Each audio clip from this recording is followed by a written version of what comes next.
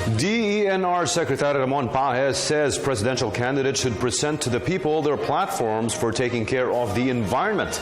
This, as he noted, there was little talk about such topic among aspirants for the top government positions. More from Freddie Abando. The greening program will surpass its projected target of 1.5 billion trees planted to 1.5 million hectares by 300,000 by the end of the year. This will boost further the forest gain of the Philippines as one of the top 10 in the world. Environment Secretary Ramon Pajes said the increasing hectareage of the country's forest cover will contribute to its climate adaptation program.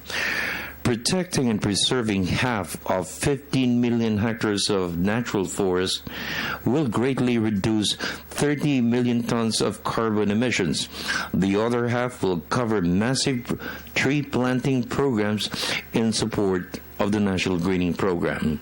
These will boost global efforts to contain the world's warming temperature. The objective really is to shift toward plantation species.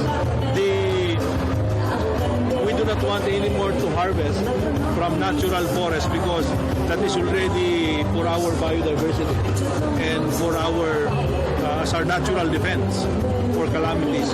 But with respect to our consumption or wood requirements, we are recommending that we must develop more plantations as we have been doing in the National Greening Program so that we will later on be harvesting from our plantation. In the meantime, stakeholders in forest management protection from member states of the Asia-Pacific Forest Conference in Clark, Pampanga, expressed concern for the failure of heads of states and governments in presenting a long-term vision to protect the world's forests.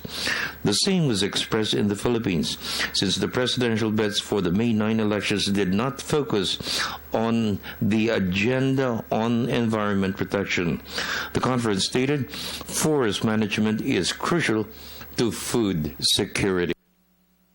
Frustration as a Filipino to have not one single candidate actually focus on an issue that is, so vital, not only for us as a vulnerable country, not only the ravages of climate change, but our dependence and a significant proportion of our rural population still dependent directly, fisheries, forestry, etc., and not one actually talked coastal forests, for example, for a number of reasons.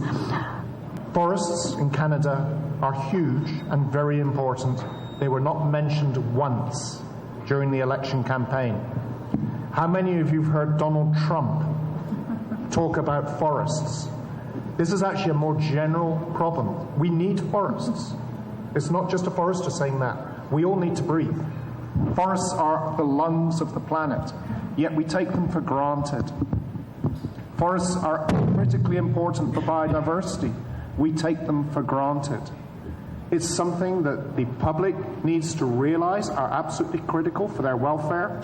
It's something that politicians need to realize that if they want to be re-elected, they have to support the forests. For the People's Television Network, this is Freddie Abando reporting.